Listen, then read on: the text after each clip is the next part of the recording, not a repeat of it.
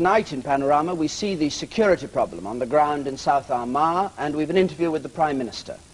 And we return to some of the victims of the economic recession who last summer were leaving school one day and joining dole queues the next. Now a new scheme is offering youngsters a number of specially invented, properly paid jobs. Nice work if you can get it, as they say themselves. We'll be asking how many people this job creation plan is really helping. This afternoon in the House of Commons, Harold Wilson announced still more measures to tighten up security in South Armagh, more checks, more surveillance. And we'll be talking to him later about both security and the political future of Ulster. There was going to have been an Ulster debate today anyway to talk about the future government of the province. But events in Armagh, the least typical part of Ulster in many ways, have made it specially important. South Armagh down here is almost wholly Roman Catholic, and the border area with the south down here has been a provisional IRA stronghold with ambushes, sectarian killings, ferocious gun battles across the border. Here, last year's ceasefire really meant very little indeed. Merlin Rees, the Minister for Northern Ireland, called South Armagh bandit country as the sectarian killings of both Protestants and Catholics spiralled. After the murder of 5 Catholics one night, a week ago today there was the White Cross massacre when 11 Protestants were lined up and shot at an isolated crossroads. After these outrages, the government took the view the immediate task in Armagh was to protect lives. Michael Charlton reports.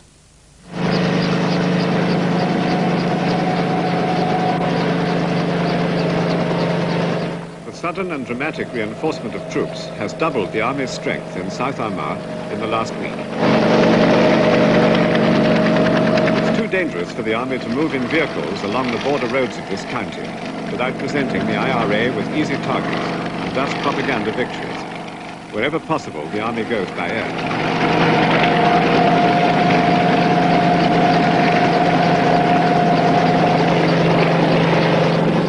Colonel Philip Davis commands the Royal Scots Battalion in Armagh. And you see the problem here of these various Catholic farmhouses.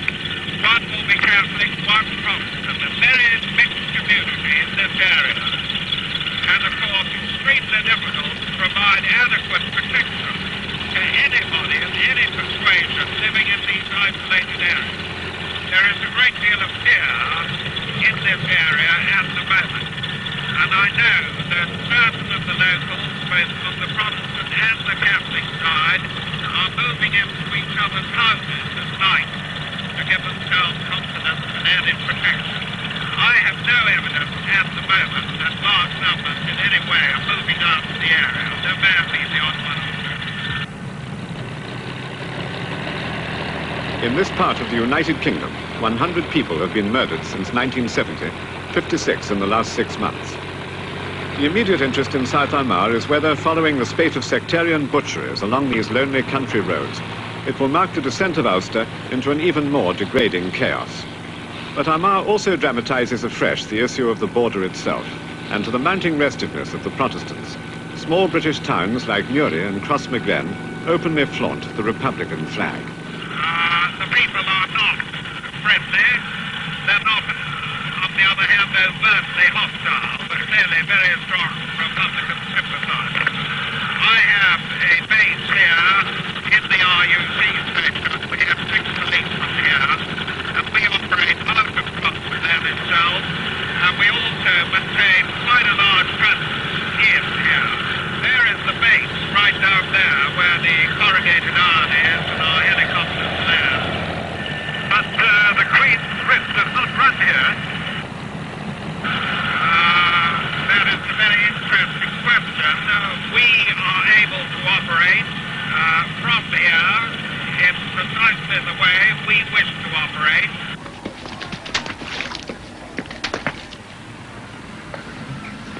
In Crossmaglen, it takes all the professional skills of the army to make it safe enough for the Royal Ulster Constabulary to walk around the town where they're charged with maintaining law and order. 2 of them have been gunned down here. Until last September, the police had not been able to carry out any police duties for more than 2 years.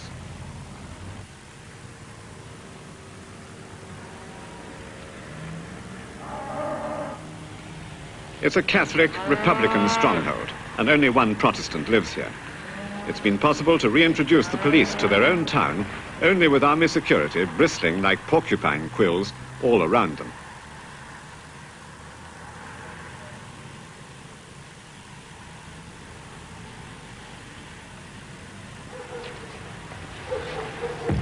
In Armagh, unlike the rest of the United Kingdom, there is no question of the population as a whole lining up behind the forces of law and order, for that authority itself is the very thing which is so bitterly disputed.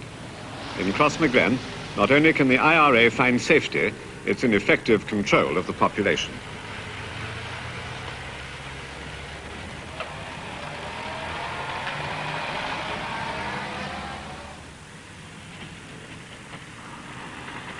Sergeant, when you bring the RUC constables out like this, what sort of things are they asking in this shop, for example? Well, sometimes they come along to serve road summonses for motoring offences. Yeah. That's mainly the task, and they just come out to meet the people, talk to the people, and just to show a presence on the ground. You ready, boys? Yeah. The security forces in South Armagh, and particularly here, get no help at all in arresting the drift to a state approaching anarchy. Both communities, when under the thumb of the gunmen, seem determined to prove their incompatibility.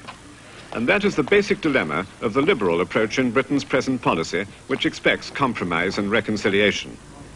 And so the security forces are thanked by no one and are either accused of falling down on security or violating civil rights.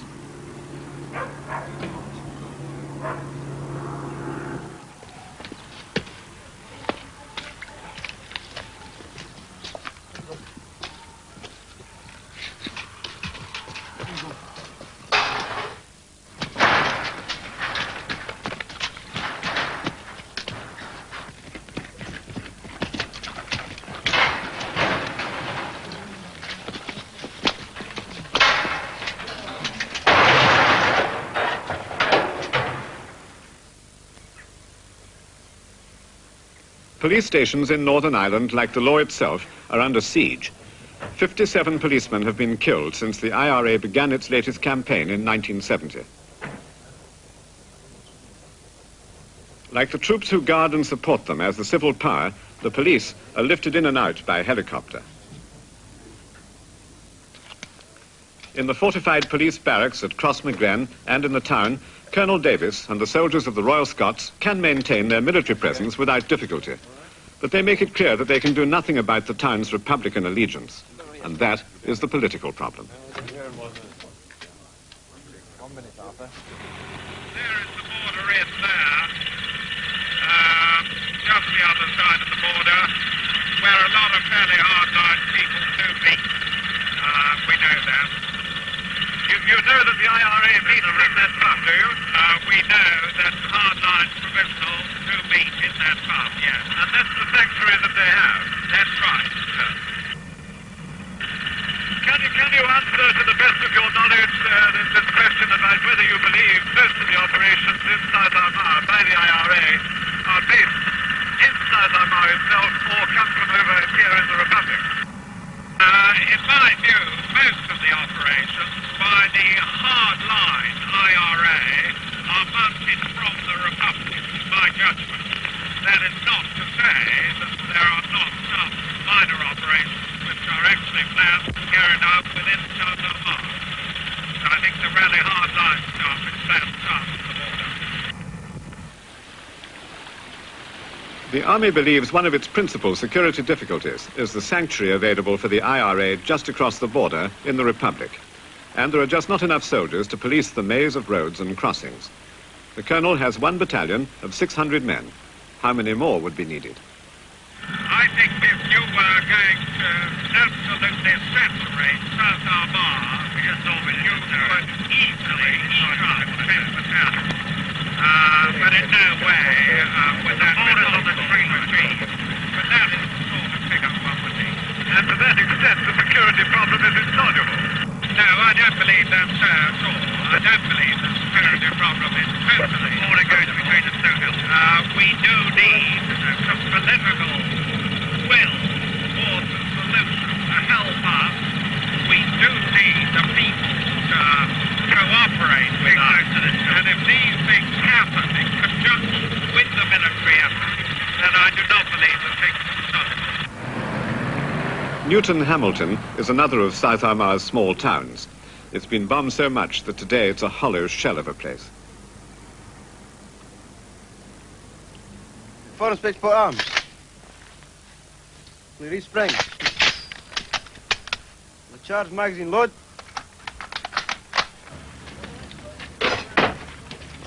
This Royal Scots Patrol is about to set up a checkpoint on the roads outside the town. You probably know that Hamilton's most bombed village in Northern Ireland. It's had so many car bombs and the devastation in the town itself is just unbelievable. There's something like 1 out of every 10 buildings left standing, and the other 9 are just rubble that's lying about the streets. What do you think life is like for them? Well, it can't be much. I mean, they're stopped at a barrier when they go out in the morning. When they come home from work in the evening, they're stopped at a barrier and their car searched. But they just seem to put up with it and adapt to it. So it doesn't worry them anymore. Or it doesn't seem to anyway.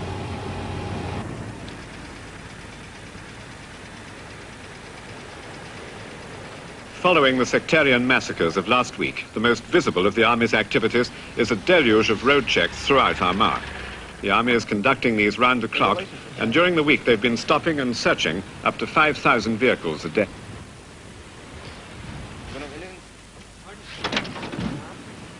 These checks seldom, if ever, reveal anything, but their psychological effects are judged to be important.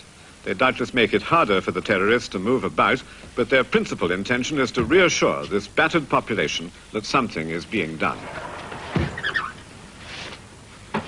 The soldiers work the longest, most dangerous hours in the United Kingdom. When they're not out, they're shut up inside the cramped barracks of their outposts. They put about 16 hours a day, you know, and that's every day. And by the end of the first week, you're feeling tired, and by the end of the second week, you're feeling tired, and the last week. And it just goes on for there, you know. So. How many vehicles do you think you've checked in all the time you've been here? Oh. Well, if I got a couple of bob, you know, for everyone I'd done, I'd be quite happy with it. If I got paid for the overtime of putting in stopping them, I'd be happy with it too. But the powers that be, you know. Have you got any ideas about the situation? Does it appear to be one to you that you can help or make better, or how does it seem to you? Well, we must be able to make it better because that's why they send us here in the first place. I mean, I hope we're making it better, or we're just the object of being here is just failed.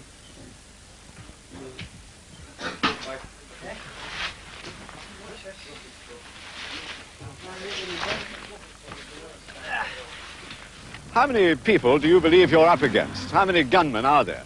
I think this really splits into two parts. We believe that those responsible for the psychopathic sectarian killings in our area, operating from the south, are probably in a group of about 12 strong.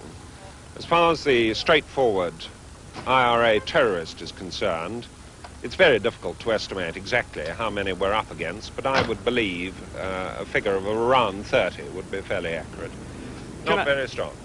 Colonel, how important is it to you and your men here to have more cooperation than you're getting from across the border in the Irish Republic with the security forces there? At the present time, we have very good cooperation with the Gardaí through the RUC. The Irish police? That's right, and I'm quite confident that really does work well. Does it work quickly enough for you? It does work quickly, and when we are operating actually in the border area, we can talk to the Gardaí on our radio sets, and we certainly work together. As far as the Irish Army are concerned, regrettably, at the moment, there is no cooperation between ourselves and the Irish Army. Is it desirable and necessary that it should be, in your view? I think it's highly desirable and indeed necessary. The official view in the Republic has been that cooperation between the two armies is not necessary. I don't see the point of it. We have a mission to perform. Presumably they have a mission as well. What their mission is, I don't know, and I don't wish to know. We have a job to do. We do it in our own way. I'm satisfied that we do it well, and I'm satisfied that we're doing it effectively. And what about the SAS squadron that you're said to be getting? Is it here? As you know, Mr. Wilson has said that the SAS will be operating in South Armagh, and I'm afraid I cannot say any more about it. But what specific capability do they have, and which they will employ that you haven't done so far? Very little that we haven't done so far, but a particular role of theirs is covert surveillance, which they're very expert at. Which is going to give you information that you haven't been able to get so far from the local community. To a certain degree, one's got to be very careful about bringing in the local community here, because in the south of our area, It is strongly Republican in sympathy, and no security forces will get very much help from the local community in that area.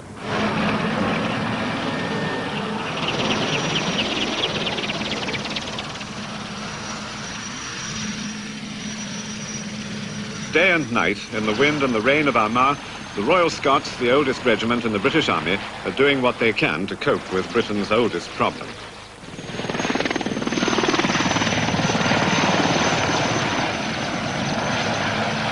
Trying to damp down bigger fires which might glow at any moment after last week's murders, the army is now galloping all over this little turbulent patch of the United Kingdom. A great deal has been tried in Northern Ireland, and nearly all of it has failed. For many months, there's been no British policy in the province other than to leave it to the people and politicians themselves to see what they could come up with. And what they've come up with so far to start the new year is sectarian butcheries. Section each side. Okay, let's go.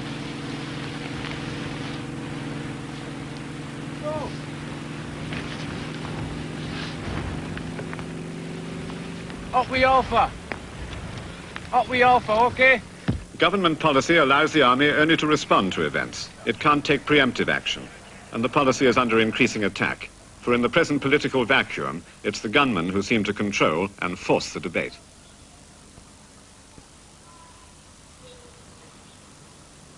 The freshly dug Protestant and Catholic graves in South Armagh will not change the basic situation in the province. There, attitudes are only hardening. But their principal political effect may prove to be in Dublin and Westminster, whether more cooperation between them has been made possible by the widening ring of murder in Armagh. Michael Charlton in South Armagh. In the Commons tonight, they're still debating Northern Ireland after the opening statement on security by Mr Wilson and one by Mr Rees on the future government of the province. As expected, Mr Rees announced that the government was reconvening the Northern Ireland Convention for 4 weeks from February the 3rd. He'd be asking them to consider a white paper to be published soon, which called for more widespread acceptance throughout the community of some proposed system of government and some form of acceptable partnership and participation. Mr Rees stood firm on British presence in Northern Ireland. He said a British withdrawal would be a grave mistake. It would lead to violence on an ever greater scale. Equally, he said, a united Ireland is not in the gift of this government. There's been a generally quiet reaction from Northern Ireland so far. Indeed, one of the leading Protestant paramilitary organisations, the UDA, went so far as to welcome the government statements. Michael Charlton has just talked to the Prime Minister at 10 Downing Street. Prime Minister, despite the tribute you paid to the Dublin government in the House this afternoon, do you believe that what is happening in Armagh and over the border could be better contained with coordinated help from the Irish Army?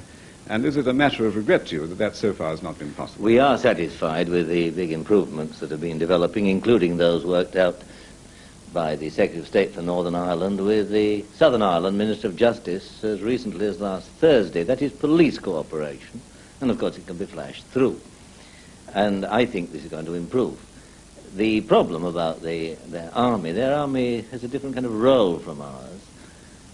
Traditionally, they have no legal powers under their Acts of Parliament to enable them to get involved in anti-terrorist activities of this kind. Yes, I think it could help if they had those powers, though what we are in fact very pleased about is that they are, and I hope this will go through, carrying legislation which will enable them to put on trial in the South people who commit crimes like those ghastly brutalities last week that you went over to inquire into, following which the perpetrators then sort of crossed the border perhaps a few minutes later. Now they can be put on trial in the South under this new legislation. But the Army made a pretty strong point, I think, in the film that Yes. assistance from the Irish Army, coordinated help, would be of assistance to them. And I wonder whether you feel It would. I you don't regret think it's not possible. It would. I don't think there's much prospect of it at the moment, but we have greatly stepped up the cooperation, which can be within a matter of seconds now, between the police forces on both sides. Now, Prime Minister, looking back over the last 12 months, I think many people must be very perplexed and baffled by what's happened. You've bent over backwards in buying time in Northern Ireland. You've ended detention. And yet we've had a ceasefire in which 246 people have been killed and 1,600 injured in that period. Hasn't the present policy of buying time about come to an end? No, we haven't had a ceasefire. Nothing to do with us. The IRA provisionals announced they were having a ceasefire, and there wasn't much sign of it last week in the scenes we've just witnessed on the film. In fact, there were considerably fewer deaths last year, and many of those were, well, the ultra-Protestants shooting it out with the ultra-Catholics, and sometimes fighting within the two so-called religious communities. I think what's going on is a very big perversion, what all of us understand by religion. What has been, I think, very successful last year was getting people up in court, getting them found guilty and sentenced by the courts themselves. That's far better than discretionary internment or detention by the Secretary of State. But you have tried a very great deal. As I say, tension ended, you've bent over backwards to remove the principal obstacle as far as the Irish nationalists were concerned, and yet the province comes up with massacres to begin the new year. So, I mean, again, I ask you, hasn't the present policy just about come to an end? No, indeed, what we are doing and tightening up all the time has been going on. I announced in Parliament today 7 broad areas where we're really toughening it up, in addition to sending the Spearhead Battalion to County Armagh and, of course, the SAS, whose role was just touched upon in your interview, and neither the Colonel, quite rightly, nor I are going to say any more about it than that. But you rightly said in the province. You see, these murders were on both sides. The first 5, whose funerals we saw, or were moved by it on television last week, those are 5 Catholics shot in their homes. The following day, there was a vicious reprisal, and 10 Protestants peacefully on the way home from work. The Armagh problem is a special one. That is why we are treating it as a special emergency area with very special and all the time tightening security and military controls. With the Daily Mirror, which is a strong supporter of the Labour Party and Labour governments, as you know, came out this week and said that you had no fresh thinking throughout this last few months, and that the only realistic course for you to take now is to set a timetable and hand over inevitably to a Protestant statelet perhaps in the north. I mean, are you contemplating anything like that with public opinion polls supporting what the Mirror is saying? That is, in fact, what the IRA are demanding. If we had said publicly in the hearing of the IRA on radio, television, or statement in Parliament that we are going to pull out our troops in a measurable period of time, they would have said, this is what we're after. And then, of course, all hell would have been let loose when we carried it out. But there are 2 communities, the extremists of both of them are utterly evil, and it is the duty in a United Kingdom, which we are, of the state, of the government, of the security forces to protect the lives of peaceable people. I think one gain last year, a very clear gain, and this is why things have been a bit different in some parts of Northern Ireland, apart from County Armagh, has been that more and more, for example, of the Catholic population, but not only them, have got sick to the teeth of gunmen and are not providing them help, not providing them a shelter to go to when they're being chased by the security forces who are trying to arrest them. But, and we've got to win hearts and minds here as well as... but there's not much evidence that's having any effect, is it? You see, the general thrust of your policy... Well, it is, because in fact the IRA, for example, last year were much more confined and concentrated, had to rely much more on going down to the south. But I'd just like to return to the principal thrust of the policy is that to leave it to them. They must come up with a solution in the province themselves. And yet day after day they prove that they can't. Things seem to be getting worse and we're getting in deeper. I think you've got to divide this. There are 2 things. I said it in Parliament. It doesn't matter what political or constitutional solution somebody thinks up or agrees on if we don't get the security situation right by enabling people to move freely without the danger of being shot. But equally, all the security measures in the world are not going to provide an answer just by the repression we have to try to do, suppression. But here is a charge this week. May I just say this?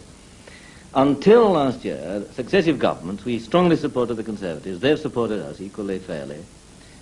We're trying to get a solution that we worked out in Westminster. Last year it all broke down, 1974 rather, middle of 74. So we said, all right, get on with it. You elect yourself a convention, produce an answer. They've produced one now, and Parliament at this moment is debating the solution they put up, and we've asked them to meet again and try and iron out some of the try and remove some of the bugs in that proposal.